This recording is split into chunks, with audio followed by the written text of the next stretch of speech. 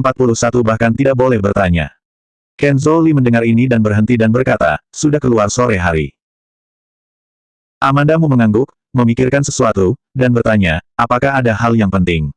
Bahkan ponsel lupa dibawa. Dengan karakter Kenzo Li, pasti terjadi sesuatu yang penting sehingga dia lupa membawa ponselnya.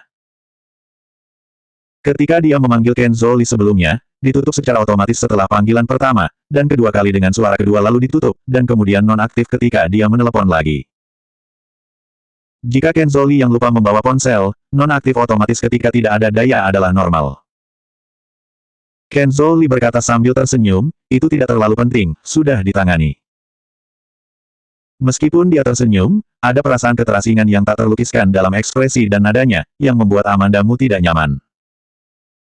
Dia mengulurkan tangan dan menyentuh Ricky Mo, mendorongnya agar mereka bisa kembali sekarang. Ricky Mo bersandar di belakang sofa, dan seperti dewa di sana, seolah-olah dia ada di rumah. Apa yang salah dengan pria ini? Apakah dia masih kecanduan di rumah Kenzo Li? Amandamu meliriknya. Ricky Mo memandangnya sekilas, lalu menatap Kenzo Li, apakah ada kopi? Nada itu alami seolah memesan kopi di warung kopi. Pupil mata Kenzo Li menyusut, tampak sedikit tidak sabar, tetapi dia bangun untuk membuat kopi untuk Ricky Mo. Ketika dia berbalik, Amandamu berbisik padanya, apa yang kamu ingin lakukan? Kita harus kembali. Lagi pula sudah datang, duduk saja dulu dan nanti baru pergi, kenapa terburu-buru? Pada pandangan pertama, kata-kata Ricky Mo tampaknya menjengkelkan, tetapi nadanya sama seperti biasanya, dan dia tidak bisa mendengar perasaan marah. Amandamu tidak tahu apa yang dia pikirkan saat ini, dan dia terlalu malas untuk memikirkannya, dan berdiri tegak dan berjalan menuju Kenzo Li. Kenzo, tidak perlu repot, kami akan kembali sekarang. Tidak tahu mengapa Ricky Mo enggan pergi, dan hanya bisa dirinya harus mengatakannya sendiri. Kenzo Li melirik ke arahnya dan terus menundukkan kepalanya untuk membuat kopi, tidak masalah, semuanya akan segera beres. Dia sedang menyeduh kopi, jadi waktunya agak lambat. Tuan Li berkata tidak ada masalah, hanya minum kopi lalu pergi. Ricky Mo tidak tahu kapan dia berjalan datang. Kalau tidak bekerja lembur, siapa yang akan minum kopi di malam hari? Amandamu merasa bahwa Ricky Mo sengaja menemukan kesalahan, tetapi dalam hal semacam ini, dia tidak punya cara untuk mengendalikannya. Kenzo Li mendengarkan Ricky Mo dan tidak banyak merespons, hanya tersenyum. Akhirnya, ketika Kenzo Li membuat kopi, Ricky Mo minum setengah, barulah pergi bersama Amandamu. Ketika pintu Kenzo Li tertutup, Amandamu memelototi Ricky Mo dengan marah, lihat bagaimana kamu bisa tidur malam ini. Setelah selesai berbicara, dia memimpin menuju lift. Ketika Amandamu berjalan ke lift, dia menemukan bahwa lift berhenti tepat di atas lantai pertama. Dia menekan lift dan dengan cepat turun. Keduanya memasuki lift. Setelah pintu lift tertutup, pintu rumah Kenzo Li tiba-tiba terbuka lagi. Kenzo Li berdiri di dekat pintu dan memandang ke pintu lift yang kosong. Matanya dipenuhi dengan emosi yang kompleks dan tak terlihat, dan dengan sedikit ketajaman, seolah dia bisa melihat orang-orang di dalam melalui pintu lift. Amandamu dan Ricky Mo berdiri di lift. Selama di dalam lift, Amandamu menemukan bahwa Ricky Mo selalu menunjukkan ekspresi yang bijaksana, dan tidak tahu sedang berpikir apa dia. Amandamu menatapnya lagi sejenak, dan berkata dengan lantang, kamu agak aneh malam ini. Dari saat Ricky Mo memasuki rumah Kenzo Li, dia bertingkah agak aneh. Amandamu awalnya berpikir bahwa Ricky Mo meminta untuk duduk dan akan bertengkar dengan Kenzo Li lagi, tetapi bukannya bertengkar dengan Kenzo Li, dia sangat pendiam dan nyaris tidak berbicara. Segera menuju titik ini, terasa sangat aneh. Sebelum Ricky Mo bertemu Kenzo Li, keduanya pada dasarnya tidak konsisten satu sama lain, dan hari ini keduanya berperilaku sangat tenang. Ricky Mo melirik ke samping, nadanya sangat acuh tak acuh, hanya aku yang aneh. Amandamu menatap matanya yang gelap dan berpikir sejenak, tetapi tidak yakin tentang arti kata-katanya, jadi dia bertanya dengan ragu, kamu bilang Kenzo Li aneh. Ricky Mo mengulurkan tangan dan menunjuk padanya, kelihatannya asli di sini. Apakah dia maksud memarahi dirinya tidak ada otak? Amandamu melepaskan gandengan tangan, kesal menendangnya. Tapi dia tahu ini bukan waktunya untuk peduli. Sebenarnya, aku juga merasa bahwa Kenzo Li tampak sedikit aneh, tetapi tidak bisa mengatakan di mana keanehan itu. Amandamu selesai bicara dan menatap Ricky Mo, menunggunya mengatakan sesuatu. Ricky mau bertanya padanya dengan cara ini, pasti menemukan sesuatu. Dulu dia di tempat Kenzo Lee selalu tidak ingin pergi, dan dia memiliki penjelasan yang masuk akal. Dia cukup yakin bahwa Ricky Mo pasti menemukan sesuatu. Ketika lift mencapai lantai pertama, Ricky Mo langsung keluar. Amanda Mu mengikuti dengan cepat dan bertanya kepadanya, Ricky Mo, apakah kamu menemukan sesuatu? Ricky Mo tidak mengatakan, jadi dia harus mengambil inisiatif untuk bertanya kepadanya. Nada bicara Ricky Mo sedikit longgar, bukan apa-apa, berbicaralah santai saja. Amanda Mu mengerutkan bibirnya, kamu.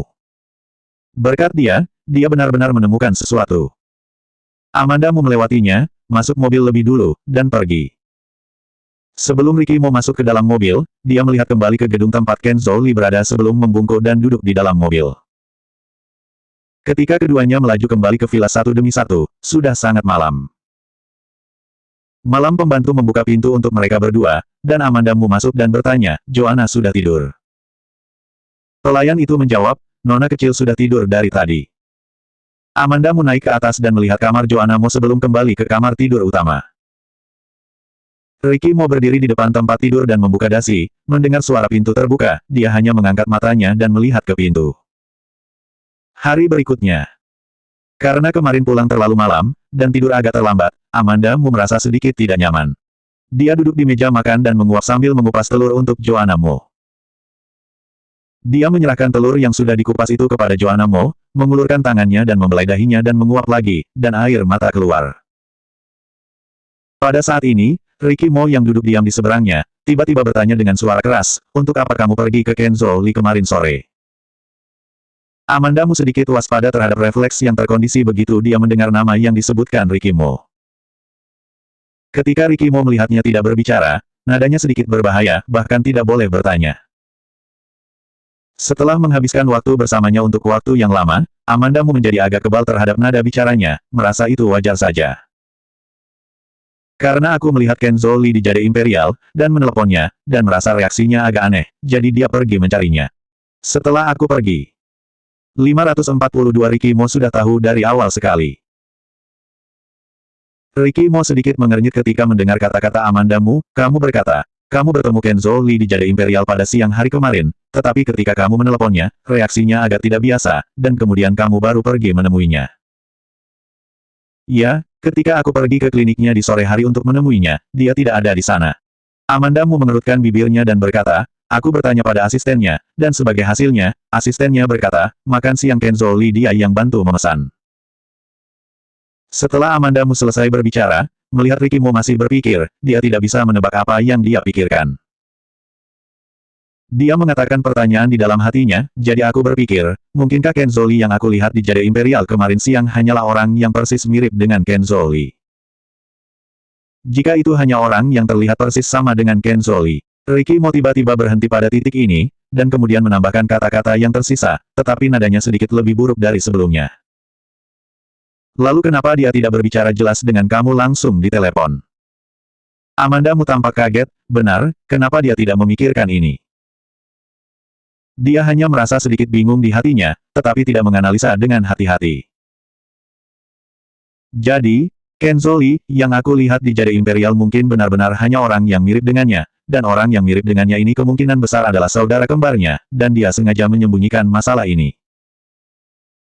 Ricky Mo bibirnya naik sebelah, mengungkapkan senyum yang tampaknya tidak masuk akal, bisa memikirkan ini, benar-benar sudah menyulitkanmu. Amanda Mu memelototinya dan terus memikirkan urusannya sendiri. Jika orang itu benar-benar saudara kembar Kenzo Lee, maka dia pasti akan pergi ke Kenzo Lee. Kemarin di Jade Imperial, Kenzo Lee, yang dilihatnya mengenakan gaun hitam. Ketika dia dan Ricky Mo pergi ke rumah Kenzo Lee tadi malam, dia juga mengenakan baju rumahan hitam. Selain itu, rumah Kenzo Lee agak berantakan. Pakaian rumah hitam, kerapian benda di rumah, semuanya mengarah ke satu arah, yaitu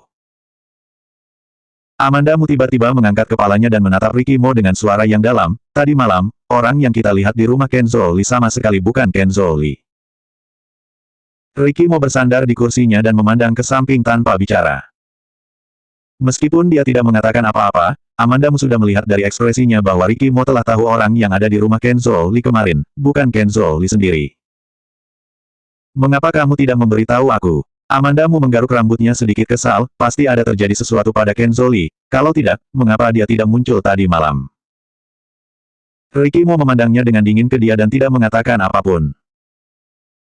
Amandamu menoleh dan melihat Joanna Mo menatapnya dengan ekspresi kosong di wajahnya. Dia menyentuh wajah Joanna Mo dan tersenyum dan bertanya dengan hangat, apakah kamu kenyang? Sudah kenyang. Joanna Mo mengangguk dan memutar badan untuk turun dari kursi. Amandamu mendukungnya dan membantunya turun dari kursi, pergi bermain sana. Joanna mau keluar dan Amandamu tidak bisa duduk lagi. Dia berdiri, tidak bisa, aku harus pergi ke klinik psikologis Kenzo Lee. Setelah selesai, dia menarik keluar kursi dan berjalan keluar, dan Ricky Mo tidak menghentikannya. Amandamu pergi ke klinik psikologis Kenzo Lee. Pintu terbuka lebar ketika dia tiba, tetapi ketika dia berjalan masuk, dia menemukan itu kosong. Sekarang baru dibuka di pagi hari, dan itu normal untuk tidak ada yang datang. Wanita resepsionis melihat Amandamu dan tersenyum padanya, Nona Mu, kenapa datang sepagi ini? Amandamu bertanya dengan cemas, di mana Dr. Lee kalian? Dr. Lee menelepon kami tadi malam dan mengatakan bahwa dia akan melakukan perjalanan bisnis ke luar negeri untuk sementara waktu, dan dia tidak tahu kapan dia akan kembali. Kami datang hari ini untuk bersih-bersih dan menerima pasien yang telah membuat janji sebelumnya. Wanita resepsionis selesai bicara dan melihat jam dinding, Dr. Lee seharusnya sudah berada di pesawat saat ini. Amandamu tertawa kecil dalam hati. Setelah mengetahui bahwa Kenzo Lee, yang dia lihat kemarin mungkin bukan Kenzo Lee sendiri, dia tidak percaya itu akan menjadi pengaturan Kenzo Lee sendiri. Itu pasti dilakukan oleh seseorang yang mirip Kenzo Lee. Jadi apa tujuannya? Kenapa harus membawa Kenzo Lee pergi ke tempat yang tidak diketahui? Amandamu bertanya sedikit, apakah kamu tahu penerbangan yang diambilnya? Tidak tahu. Sepertinya tiket itu dipesan sendiri. Kami tidak tahu. Wanita resepsionis melihat Amandamu tampak salah dan bertanya, apakah ada terjadi masalah? Tidak apa-apa, kamu kembali kerja saja, aku pergi dulu. Amandamu berbalik dan pergi dengan tergesa-gesa. Dia masuk ke dalam mobil dan menepuk-nepuk setir dengan keras, bergumam, Ricky Mo. Amandamu mengambil napas dalam-dalam, marah, dan pergi ke perusahaanmu. Setelah beberapa meja depan perusahaanmu dipukuli, mereka terutama hormat ketika mereka melihat Amandamu, nyonya muda. Amandamu tidak melihat siapapun, berjalan lurus ke arah pintu masuk lift, memasuki lift dan langsung menekan tombol lantai paling atas. Ketika Doni melihat Amandamu, dia membeku sesaat sebelum bereaksi, nyonya muda. Di mana Ricky Mo? Amandamu bertanya pada Doni dengan wajah dingin. Doni adalah yang pintar, melihat wajah Amandamu langsung tahu bahwa ada hal yang tidak biasa. Tuan muda sekarang sedang rapat, atau nyonya muda, kamu pergi ke kantor direktur untuk menunggunya dulu. Doni menatap Amandamu yang marah dan berpikir untuk membawanya ke kantor untuk beristirahat sebentar, setelah Ricky Mo selesai rapat, kemarahannya mungkin telah hilang sebagian besar. Dia tidak tahu apa yang terjadi pada dua orang ini, tetapi sedikit masalah semakin baik, selalu lebih baik untuk kurang bertengkar. Amandamu berhenti dan mengulangi, rapat. Ya, Doni tahu bahwa Amandamu bukan tipe orang yang tidak masuk akal yang mengira dia akan mendengarkannya. Tapi yang jelas, dia masih salah menghitung kemarahan Amandamu kali ini. Amandamu kali ini, bukan hanya Ricky Mo yang tidak memberitahunya apa yang dia duga, tetapi juga sikap Ricky Mo. Aku mengerti, aku pergi untuk menemuinya sendiri. Amandamu selesai, mendorong Doni pergi, dan berjalan menuju ruang pertemuan. Meskipun dia belum bekerja di perusahaanmu, dia telah datang berkali-kali untuk mengetahui di mana ruang rapat perusahaanmu. Nyonya muda, kalau ada masalah katakan setelah dia selesai rapat. Doni juga ingin melangkah maju dan menghentikannya. Amandamu mencibir, tunggu dia untuk menyelesaikan rapat. Mengapa aku harus menunggunya? Mengapa dia harus melakukan apapun yang dia inginkan? Doni mendengarnya dan membeku. Dia merasakannya. Kali ini, kesenjangan antara kedua orang ini tampaknya lebih besar daripada sebelumnya. Meskipun dia tahu bahwa Amandamu tidak dapat dihentikan, dia mencoba membujuknya, semua ini adalah tugasnya. 543 Bahkan wanita sendiri tidak bisa terlindungi dengan baik. Tetapi Amandamu bahkan tidak mendengarkan kata-kata Doni, bergegas langsung ke pintu ruang rapat, dan mendorong membuka pintu ruang rapat. Itu penuh dengan orang dan sedang mendiskusikan masalah perusahaan. Langkah tiba-tiba Amandamu menarik perhatian semua orang. Suasana agak bermartabat di ruang konferensi, tiba-tiba Amandamu masuk, membuatnya sangat sunyi, seolah-olah bisa mendengar jarum jatuh di tanah. Semua orang menoleh untuk melihat Amandamu, dan beberapa dari mereka sama sekali tidak mengenal Amandamu. Ricky Mo sedikit tidak sabar ketika dia mendengar pintu mendorong, tetapi ketika dia berbalik untuk melihat Amandamu, matanya sedikit berkedip, dan dia berdiri dan berjalan ke Amandamu. Amandamu tidak banyak bicara, dia menoleh ke kantor Direktur Ricky Mo, dan Ricky Mo mengikutinya dengan santai. Doni tinggal sesudahnya. Maaf semuanya, rapat berhenti sementara. Seseorang bertanya kepada Doni, asisten Doni, siapa wanita itu tadi? Orang-orang di ruang pertemuan, mereka yang tidak mengenal Amandamu adalah senior perusahaanmu, beberapa orang muda secara alami mengenal Amandamu. Tanpa menunggu Doni berbicara, seseorang dengan sukarela menjawab, wanita ini tampaknya adalah mantan istri direktur, dan dia ada di berita beberapa waktu yang lalu.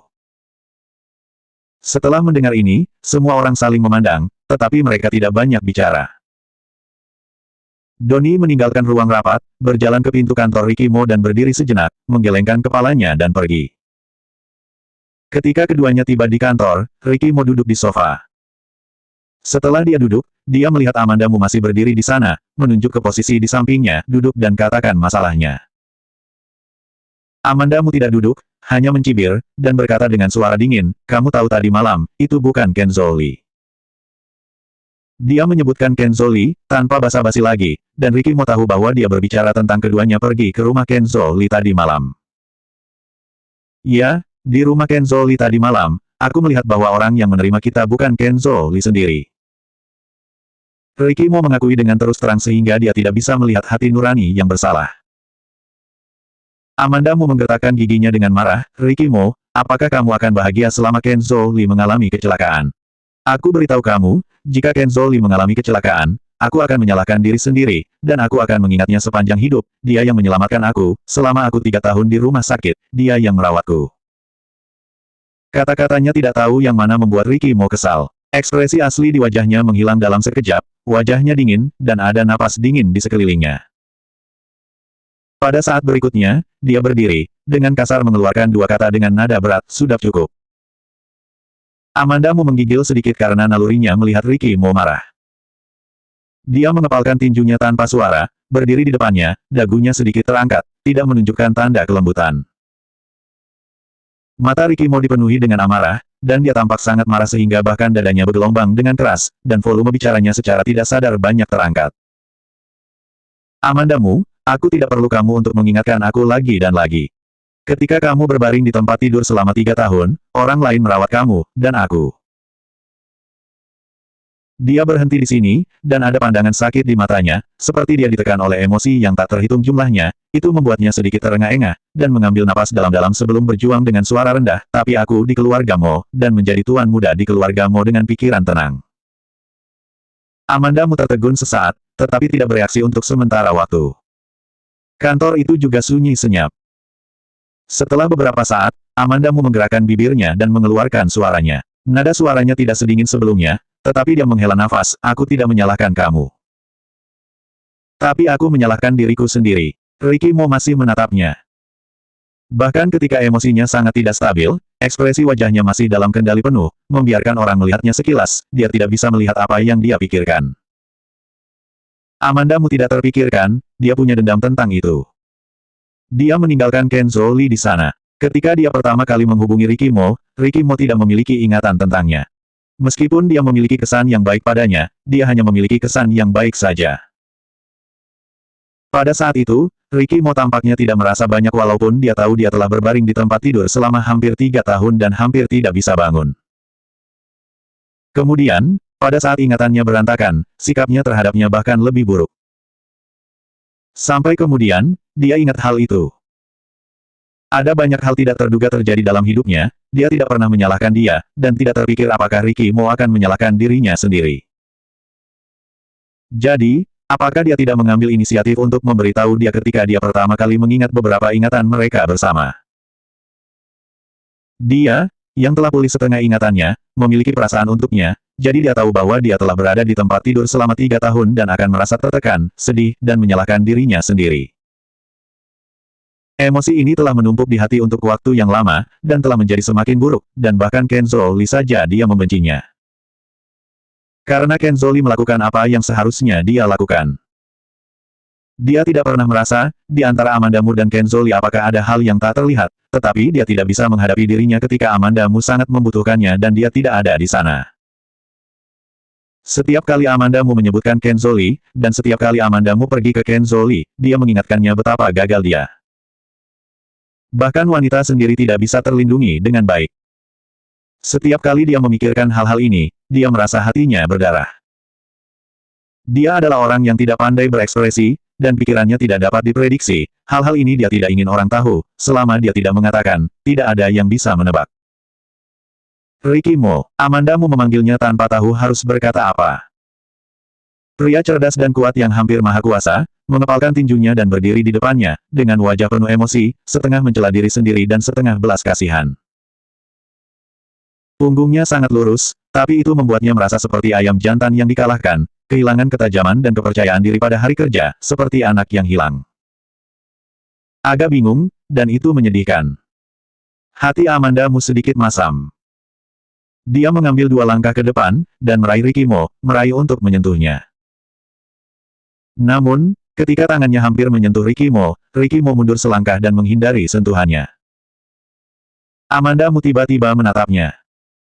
Ricky Mo mengangkat sudut bibirnya, menunjukkan senyum yang dalam, dan mata yang selalu sadar itu berkelok. Dia awalnya pria yang tampan, dan dia jarang tersenyum, bahkan jika dia sesekali tersenyum, itu hanya sekilas. Amanda Mu sebenarnya suka melihatnya tersenyum. Karena pikirannya selalu tersembunyi terlalu dalam, dan kesedihan dan kegembiraannya ditekan di bagian terdalam hatinya, tidak ada yang mengintip. Pada saat ini, senyumnya membuat Amanda Mu sangat tidak nyaman. 544 dia yang akan perbaiki. Amanda Mu lebih suka melihatnya marah, tidak masuk akal seperti singa yang marah, dan tidak ingin melihatnya tersenyum seperti ini. Dia adalah Ricky Mo. Dia sangat pintar dan sangat percaya diri. Setelah ibunya terbunuh ketika dia berusia 11 tahun, dia terus memeriksa kebenaran tentang pembunuhan sang ibu. Pada usia 11 tahun, dia masih anak-anak, dan pada usia 26 dia telah tumbuh menjadi pria yang luar biasa dengan semua emosi di tangannya. Dia tidak boleh seperti ini karena dia. Jika seseorang di dunia ini dilahirkan untuk dipandang dan dihormati orang-orang, maka Ricky Mo adalah tipe orang seperti itu. Setidaknya di mata Amanda Mu, dia adalah orang yang akan bersinar di tengah orang banyak. Ricky Mo bertanya sambil tersenyum, suaranya lebih lembut dari sebelumnya, apakah kamu kecewa dengan aku? Tidak, Amanda Mu selesai bicara, dan sepertinya kata-kata sederhana itu terlalu dangkal, dan kemudian dengan cepat berkata, aku tidak akan kecewa, sebelumnya juga tidak kecewa, dan kelak nanti juga tidak. Kamu di hatiku adalah pria yang paling hebat di dunia. Lelaki paling hebat di dunia. Ricky Mo tertawa dan merendahkan suaranya, aku sama sekali tidak hebat. Dia selesai bicara, berbalik dan berjalan ke depan jendela. Lantai tempat kantor presiden terletak sangat tinggi, dari sini, mobil dan pejalan kaki di bawah adalah ukuran semut. Amanda Mu khawatir tentang dia dan ingin mengikutinya. Ricky Mo tiba-tiba berbalik, jangan mendekat lagi. Amanda Mu berhenti dan menatapnya. Keduanya berdiri terpisah lebih dari 3 meter dan berdiri berhadapan. Jaraknya cukup jauh sehingga tidak ada jejak keintiman. Ricky Mo tampaknya sudah tenang, dan ekspresi wajahnya menjadi acuh tak acuh, tampak sempurna. Dia berkata dengan cepat, Kenzo Li tumbuh besar di luar negeri ketika dia masih kecil. Orang yang sangat mirip dengannya kemungkinan besar adalah saudara lelaki kandung. Sekarang waktu ini. Dia berkata, mengangkat pergelangan tangannya dan melihat arlojinya, mereka seharusnya berada di pesawat terbang ke luar negeri. Ricky Mo bijaksana, karena dia bisa menebak bahwa pria itu bukan Kenzo Li tadi malam, dia tentu saja bisa menebak rencana pria itu berikutnya. Mengapa dia membawa Kenzo Li ke luar negeri secara paksa? Jika Kenzo Li sukarela, dia tidak akan membutuhkan pria itu untuk menghabiskan begitu banyak upaya. Ricky Mo merenung sejenak sebelum perlahan-lahan berbicara, tentu saja karena Kenzo Li tidak ingin kembali. Maksudnya, dia membawa Kenzo Li kembali, dia pasti menyuruh Kenzo Li melakukan sesuatu yang tidak ingin dia lakukan. Amanda Mu menggelengkan kepalanya, masalah Kenzo Li, aku tidak bisa mengabaikannya. Ricky Mo mendengar kata-kata itu, dan nadanya sedikit menurun, aku telah mengirim seseorang untuk memeriksanya. Ya, jawab Amandamu, tidak yakin harus berkata apa. Dia mengamati Ricky Mo dan mendapati bahwa wajahnya tidak lagi dapat menemukan sedikit emosi yang tadi. Tampaknya, pria yang bingung sebelum bukanlah Ricky Mo. Dia tahu bahwa hati Ricky Mo sangat kuat, tetapi kadang-kadang dia ingin mengebor ujung tanduknya, tetapi tidak memberi orang lain kesempatan untuk menariknya. Apa yang bisa dilakukan orang lain? Hal ini terburu-buru. Dan Ricky Mo terlihat seperti baik-baik saja, dan mungkin tidak mau menyebutkan hal-hal itu sekarang. Keduanya membeku sejenak, dan Amandamu bertanya kepadanya, apakah kamu ingin pulang untuk makan siang? Aku tidak akan pergi ke studio Emeline Kin hari ini dan akan memasak di rumah. Ricky Mo menggerakkan bibirnya. Bentuk bibirnya seakan mengatakan, oke, tetapi ketika dia mengatakannya, dia berkata, tidak. Amandamu mengangguk, kalau begitu aku kembali dulu. Ketika dia selesai, melihat Ricky Mo berdiri di sana dalam keheningan, dia berbalik dan keluar. Begitu pintu kantor ditutup, Ricky Mo mengepalkan tinjunya dan melemparkan pukulan ke jendela, berdiri di depan jendela untuk waktu yang lama tanpa bergerak. Amandamu keluar dari gedung perusahaan Mo dan segera kembali ke tempat rumah sewanya. Dia tiba-tiba ingat bahwa ketika dia meninggalkan Kenzo Li sebelumnya, dia membawa kunci rumah. Dia kemudian menyebutkan hal ini kepada Kenzo Li. Kenzo Li bercanda mengatakan kepadanya bahwa jika dia tidak dapat dihubungi, dia masih bisa membawa kunci ini ke rumahnya untuk melihat apakah dia sudah mati. Tanpa diduga, sekelompok kunci ini benar-benar memainkan peran. Begitu Amandamu tiba di rumah sewanya, dia mulai mencari seikat kunci. Ada terlalu banyak laci di lemari, dan Amandamu mencari hampir setengah jam sebelum menemukan kunci di loker yang tidak jelas. Dia mengambil seikat kunci dan pergi ke rumah Kenzo Li. Di pintu wilayah perumahan, ketika dia melewati ruang keamanan, penjaga keamanan menyambutnya dengan sukarela, kamu datang untuk melihat Li lagi. Dia pergi pagi ini dengan teman-temannya, apakah kamu tidak tahu? Amandamu berspekulasi bahwa, temannya, yang penjaga keamanan katakan mungkin Kenzo Li sendiri. Dia dengan cepat mengumpulkan emosinya dan berkata sambil tersenyum, aku tahu, dia memanggilku ketika dia pergi, biarkan aku datang untuk membantunya melihat bunga dan tanaman di rumahnya, dan sirami mereka, agar tidak mati. Amandamu membuat alasan ini secara alami, dan penjaga keamanan tidak memikirkannya, dan mengangguk, itu bukan. Kalau begitu aku masuk dulu. Amandamu mengucapkan selamat tinggal kepada penjaga keamanan dan berjalan langsung ke rumah tempat Kenzo Li tinggal. Di pintu rumah Kenzo Li, dia langsung mengambil kunci untuk membuka pintu. Aula itu terlihat sama seperti ketika dia datang kemarin, tetapi pintu kamar Kenzo Li terbuka lebar. Dia cepat-cepat berjalan ke kamar Kenzo Li dan melihat kekacauan di ruangan itu, yang tampaknya menunjukkan tanda-tanda berkelahi. Ada kekacauan di ruangan itu, dan bisa dibayangkan bagaimana pertempuran sengit terjadi di sini. Amandamu mengingat situasi tadi malam dan menendang pintu dengan marah. Tadi malam dia merasa bahwa, Kenzo Li, sedikit tidak biasa, tetapi dia tidak banyak berpikir. Dia tidak terpikir bahwa, Kenzo Li, yang terlihat di Jade Imperial pada siang hari akan berpura-pura menjadi Kenzo Li nyata dalam waktu yang begitu singkat, dan masih di bawah kelopak matanya. Terus terang, masih menyalahkan dirinya sendiri. Jika dia bisa tetap sedikit lebih bijaksana pada saat itu, mungkin Kenzo Li tidak akan dibawa pergi. Adapun Ricky Mo. Amandamu menghela nafas sedikit. Amandamu melihat sekeliling ruangan lagi, dan membenarkan dugaannya dan Ricky Mo bahwa Kenzo Li memang dibawa pergi dengan paksa. Kenzo Li sendiri juga orang yang sangat cerdas, tidak mudah membawanya pergi, menunjukkan bahwa Kenzo Li masih memiliki tingkat kepercayaan tertentu pada pria itu, dan bahwa pria itu harus menginginkan Kenzo Li untuk melakukan apa yang tidak ingin dia lakukan, barulah memaksa Kenzo Li pergi. Apa yang sebenarnya terjadi, Amandamu sungguh tidak diketahui. Dia hanya tahu bahwa dia berhutang pada Kenzo Li, dan masalah Kenzo Li, dia yang akan perbaiki. 545 Kerwin Li.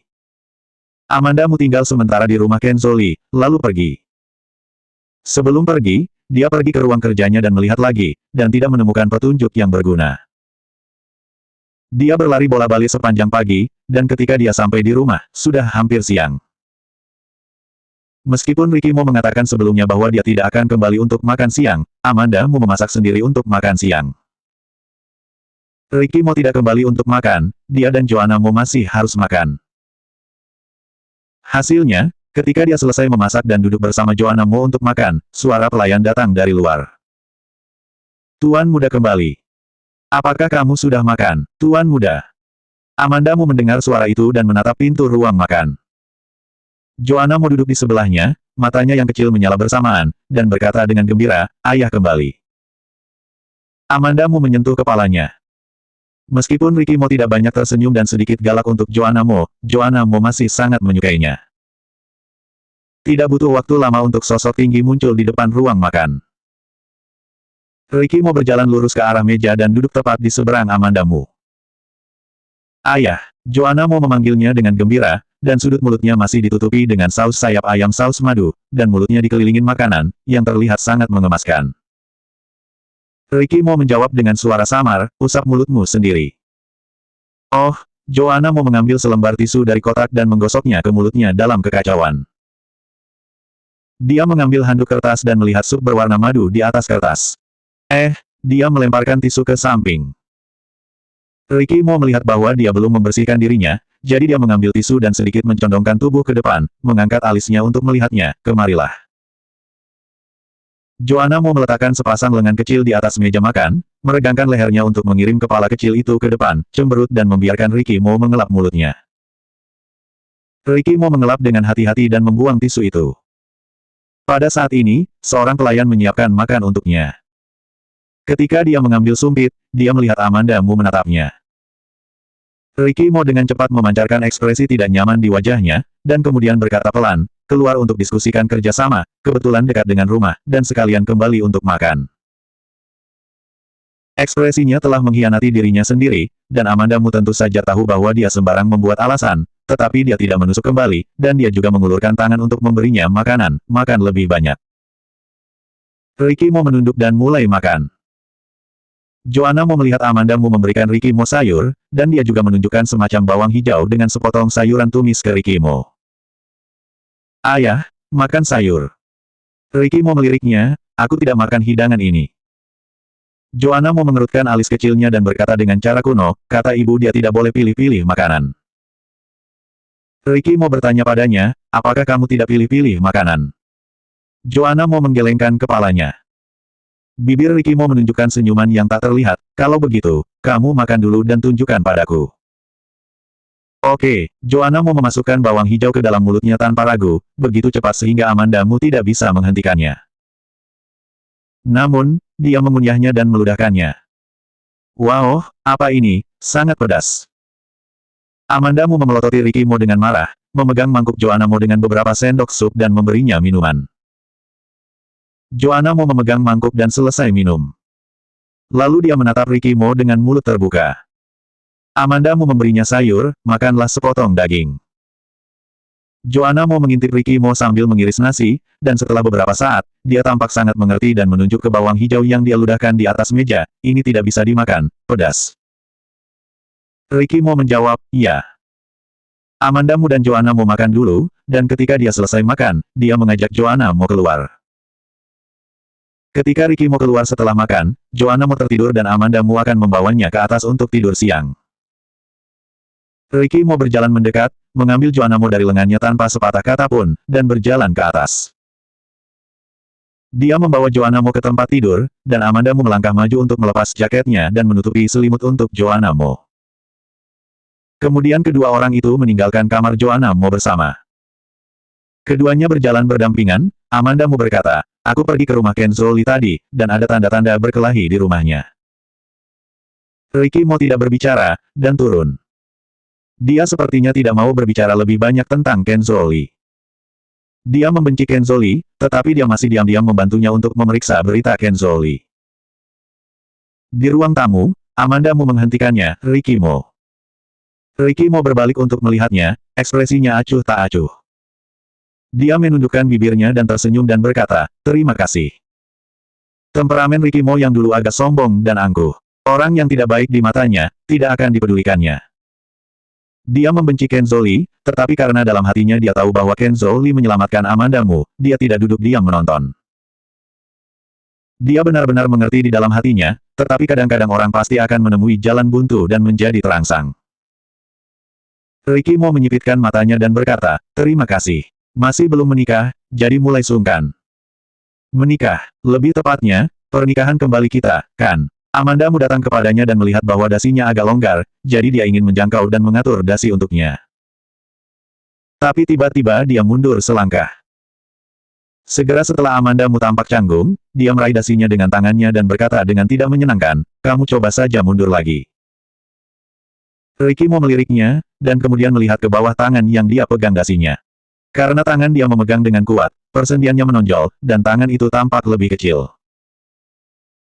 Ricky Mo mengangkat tangannya dan perlahan meletakkannya di tangan dia, sepertinya tidak menggunakan banyak kekuatan, bagaimana buat pun tidak akan menyakiti dia, jadi dia menarik tangannya dengan sangat ringan. Setelah Ricky Mo menariknya, bertanya, apakah kamu sedang melakukan kekerasan dalam rumah tangga? Amandamu. Kata yang sesungguhnya, Ricky Mo mengoreksi wajahnya, seseorang menemukan informasi itu dan mengirimkannya ke email aku sebelumnya, dan aku telah membacanya. Ricky Mo mengeluarkan ponselnya, membuka email yang baru saja dia terima di kotak surat, dan menunjukkannya kepada Amandamu. Amandamu meliriknya, dan akhirnya menatap nama. Kerwin Lee. Amandamu menatap Ricky Mo, dia benar-benar saudara kembar dengan Kenzo Lee. Ricky Mo berbalik dan duduk di sofa, perlahan-lahan berkata, Kenzo Lee dan Kerwin Lee awalnya adalah orang kota J, tetapi ketika mereka masih kecil, orang tua mereka meninggal karena kecelakaan. Pada saat itu, seorang Tionghoa perantauan mengadopsi mereka, membawa mereka untuk tinggal di luar negeri, tetapi sangat sedikit informasi tentang orang Tionghoa yang mengadopsi mereka. Amandamu sedikit mengernyit, tidak sulit untuk memahami. Identitas Kenzo Lee sangat sulit untuk diperiksa, belum lagi orang yang mengadopsi mereka. Ayah angkat mereka harus orang yang kuat, jika tidak, tidak mungkin dirinya sendiri dan identitas Kenzo Lee dan Kerwin Lee sangat tersembunyi. Selanjutnya 546 bukan membantu kamu.